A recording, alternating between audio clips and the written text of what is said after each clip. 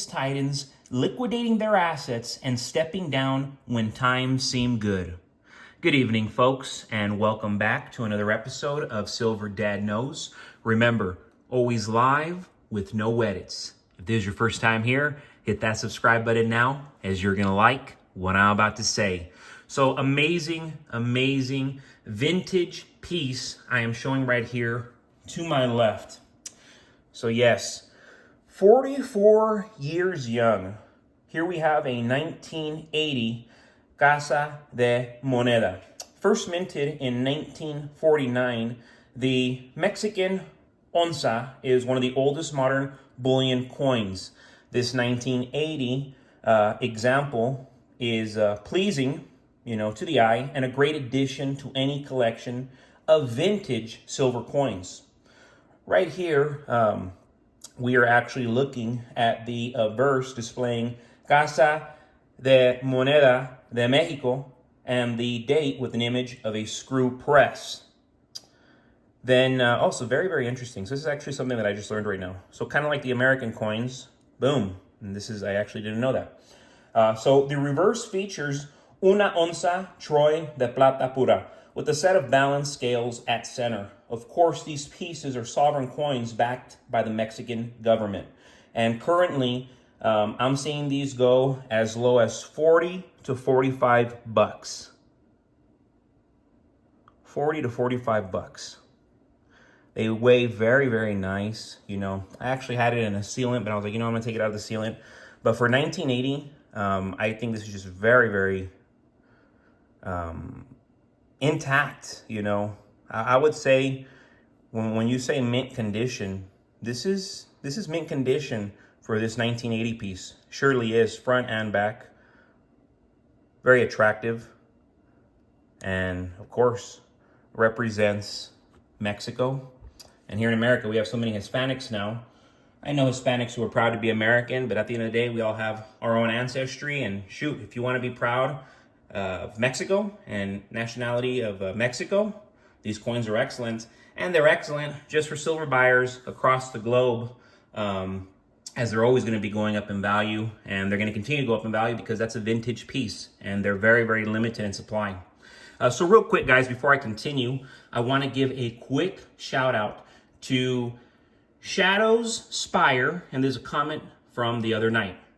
China is currently facing a bank crisis bigger than ours. It's gotten to the point where if you want to go to your bank and withdraw more than 3,000 yen, you have to have a talk with the PD. The government has lost it. Banks have closed and taken people's money. I'm watching this unfold in real time. I jumped the Great Firewall, and the people there post about what's going on, and it immediately gets censored. I pray to God we don't get to that point. I have started stacking, and it's given me more peace of mind knowing I got something aside from fiat. Phenomenal comment right there from Shadow Spire. And yes, I've heard so many things taking place right now in other places of the world that are very disturbing. And it's something that cannot be taken lightly. We always have this misconception that if something is happening on the other side of the world, surely it can never happen here in the West.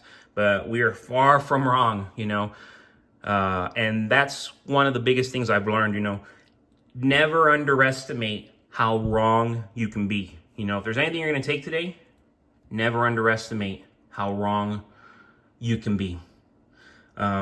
We've been seeing a major trend lately where top executives, multimillionaires, and billionaires are offloading their stocks at a pace we haven't seen in over a decade. More than 1,500 CEOs have stepped down from their positions, the highest number since 2002. This raises a crucial question. Why are these business titans liquidating their assets and stepping down when times seem good? What's really going on behind the scenes? The facts paint a clear picture. In the next 3 to 6 months, we're heading into a period of significant turmoil. These high-ranking individuals are locking in their gains now so they can be ready to buy back in when the market inevitably crashes. Corporate insiders are selling stocks at an unprecedented rate, with even top names like Bezos, Zuckerberg, and Jamie Dimon joining in. This isn't a coincidence. It's a strategic move to prepare for a financial downturn. One key indicator is the commercial real estate sector, which is facing a crisis that could dwarf the 2008 financial meltdown. Over the next 2 years, more than $1 trillion in commercial real estate loans will come due, and many borrowers are already defaulting. The situation is exacerbated by the Federal Reserve's decision to keep interest rates high, which reduces the value of these assets. Banks, especially regional ones, are sitting on massive amounts of commercial real estate debt, and they're in big trouble. You know, there's no sugarcoating. They're in massive trouble. As banks face increasing risks and tighten their lending practices, corporate bankruptcies are on the rise. Small and medium-sized businesses are finding it harder to stay afloat, and consumer demand is declining. This combination creates a perfect storm for a financial crisis. In times like these, silver becomes especially important.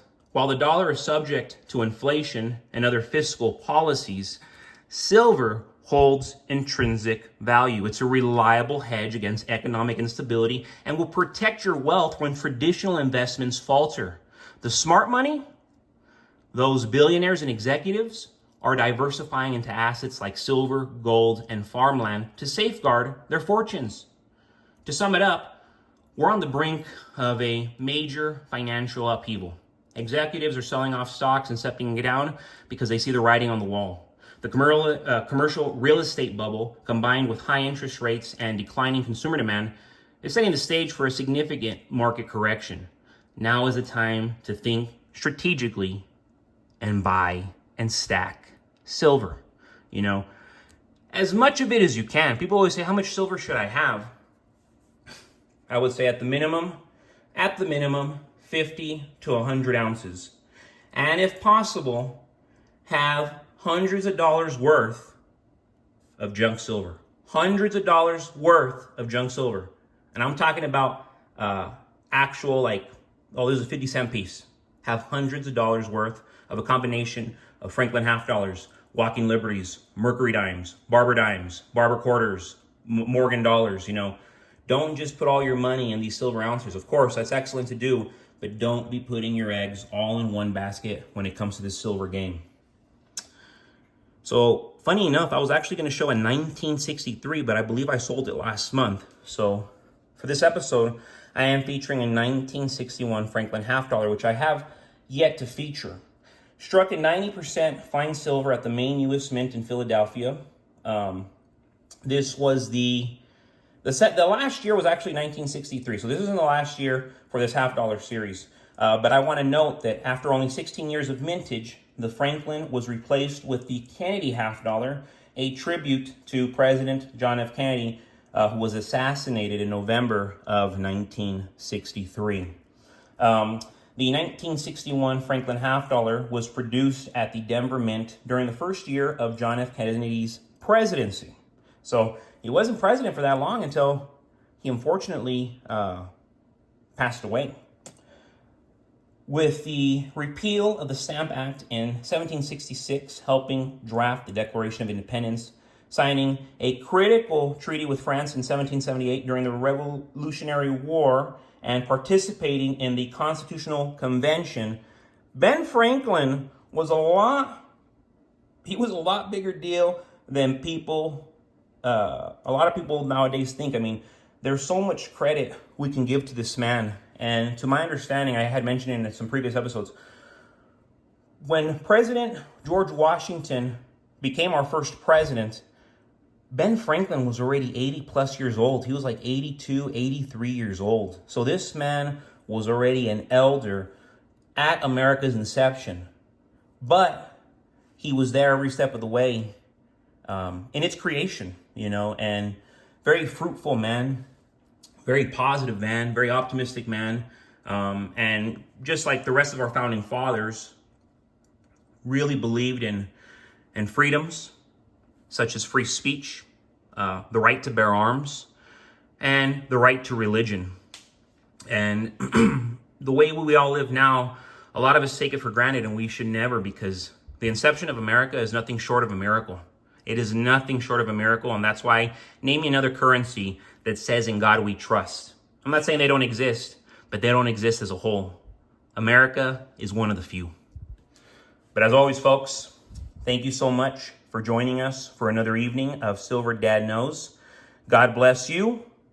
God bless your household. And as always, God bless America.